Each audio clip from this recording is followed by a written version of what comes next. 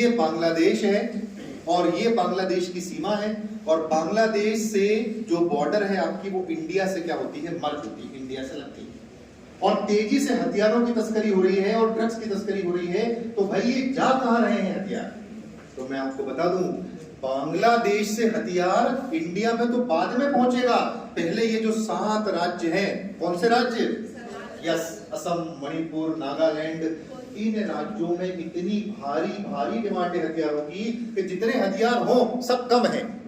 हथियारों की इतनी भयंकर डिमांड है कि जितने हो उतने कम है। और कारण क्या है? कारण यह है कि अभी जो बवाल चल रहा है वो कहां चल रहा है? मणिपुर में। और मणिपुर में आप देखिए लगातार हिंसा मची हुई है। तो लड़ने के लिए हथियार चाहिए कि नहीं चाहिए?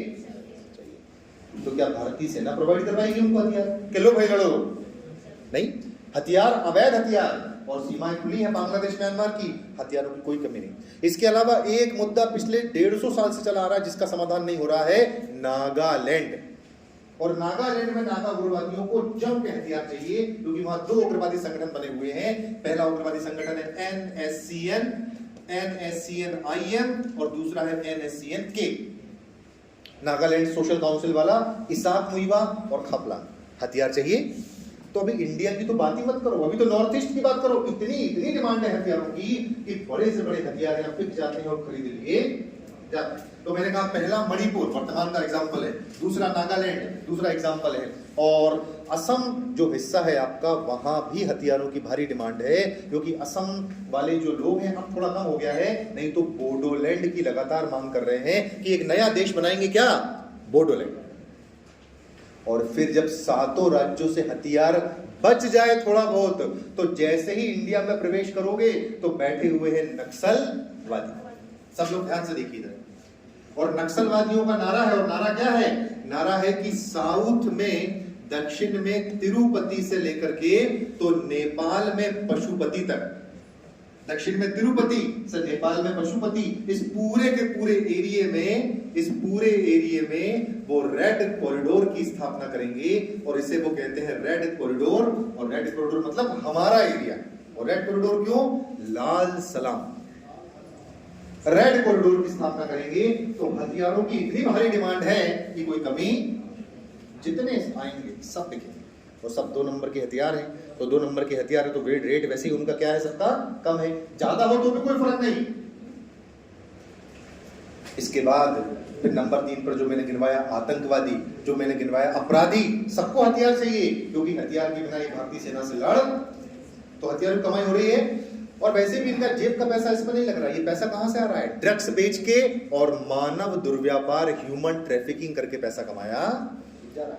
अब ये इतना बड़ा व्यापार बन गया है नॉर्थ ईस्ट का। आप देखेंगे कि इसमें बड़े बड़े जो उद्योगपति हैं, मतलब उद्योगपति कौन से? जो क्रिमिनल उद्योगपति हैं। उद्योगपति कहना अकेला ठीक नहीं रहेगा, वरना अनिल अंबानी समझ लेंगे, गलती दिक्कत हो जाएगी। उद्योगपति नहीं, क्रिमिनल उद्योगपति, वो सब जो 2 नंबर का पैसा इस्तेमाल करते हैं, उन्होंने अपने पैसे का इन्वेस्टमेंट कहां कर रखा है? यहाँ। क्योंकि उन्हें अपने पैसे का यूज करना है, तो कहां यूज करें? तो नॉर्थ ईस्ट में, बांग्लादेश में, म्यांमार में भारी संख्या में हथियारों खरीद बिक्री होती है। और ड्रग्स का कारोबार तो कहना ही क्या। ड्रग्स का कारोबार की इतनी जबरदस्त चेन बनी हुई है कि आपको पटना में चाहिए, आपको इलाहाबाद में चाहिए, अहमदाबाद में चाहिए, दिल्ली बम्बई में चाहिए, जहां से चाहिए, जो वैरायटी चाहिए वो वैरायटी आपको जो उनका एजेंट है वो प्रोवाइड करवा देगा। बस आप पेमेंट करने को रेडी। और आ कहां से रहा है? ध्यान से देखिएगा, इंडिया में ऊपर कहीं कोई जगह नहीं है जहां से ड्रग्स आएगा। क्योंकि जम्मू कश्मीर जो हिस्सा है बंद है। उसके बाद जो हिस्सा आपका पंजाब, जो हिस्सा आपका किससे लगा हुआ है? इंडिया पाकिस्तान पंजाब से, वहां भी बहुत जो है सेना के द्वारा चाक चौबंद व्यवस्था है। सर्वाधिक ड्रग्स इसी एरिया से क्या होता है? प्रवेश कर रहा है। समझ गए आप मेरी बात? तो ये एक बड़ा मुद्दा है।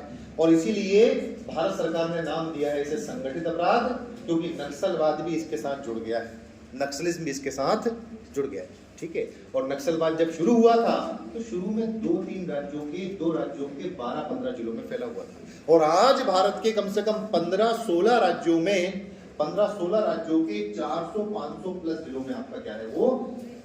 और अब नक्सलवादियों ने काम करने का तरीका चेंज कर दिया है। पहले वो काम करते थे खुलेआम, और अब वो काम करते हैं स्लीपर सेल की तरह, यानी पकड़ना संभव नहीं। बात समझ गए आप? तो ये कौन सा टॉपिक पढ़ रहे हैं हम पढ़ रहे हैं इंडिया बांग्लादेश। तो बताइए एग्जाम में क्वेश्चन बनाएगा कि नहीं बनाएगा? पेपर उठा के देख लेना आप। बांग्लादेश और पाकिस्तान, बार बार बस बांग्लादेश पाकिस्तान, लेकिन हर बार क्वेश्चन का आंसर चेंज हो जाता है क्योंकि हर बार नई समस्याएं सामने आ जाती है। तो ये मत सोचना कि एग्जाम में हमने पूछ लिया तो वही 10 साल पुराना आंसर लिखना है, नहीं, देख लो आप, नया आंसर लिखना है, एकदम न्यू आंसर।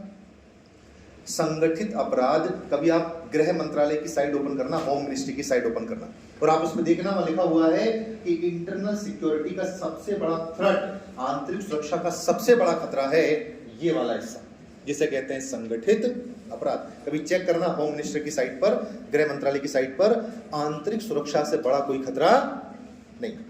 और इसीलिए भारत सरकार नॉर्थ ईस्ट के लिए अलग से गृह मंत्रालय बनाती है जिसको राज्य गृह मंत्रालय कहा जाता है, ठीक है, जो स्वतंत्र प्रभार वाला होता है, इंडिपेंडेंट चार्ज वाला होता है। जबकि एक गृह मंत्री भारत में बैठा हुआ है ऑलरेडी, पर सिर्फ नॉर्थ ईस्ट के लिए अलग से एक स्वतंत्र राज्य गृह मंत्रालय बनाया जाता है जिसमें एक अलग मंत्री नियुक्त किया जाता है।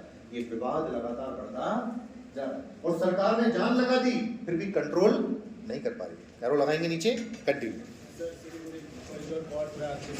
सिलीगुड़ी कॉरिडोर का मतलब ये हुआ कि ये वो हिस्सा है जहां से आप इंडिया से और बांग्लादेश में, इंडिया से नॉर्थ ईस्ट में प्रवेश करते हो। वो जो रोड है, रोड, उसे सिलीगुड़ी कॉरिडोर कहते हैं। अगर उसे उड़ा दिया जाए बीच में से तो नीचे बांग्लादेश है और ऊपर नेपाल है, ऊपर भूटान है, बीच में कहीं आने जाने का रास्ता नहीं। सकरी गली है वो। सकरी गली क्यों है? क्योंकि पहाड़ों के बीच से रास्ता बना हुआ है, उसी को सिलीगुड़ी कहते हैं। सिक्किम से लगा हुआ है वो सिलीगुड़ी। और स्ट्रेटेजिक सेंस में कहते हैं, सैनिक सेंस में कहते हैं उसको चिकन नेक, मुर्गे की गर्दन, ठीक है। चलिए एरो लगाएंगे नीचे।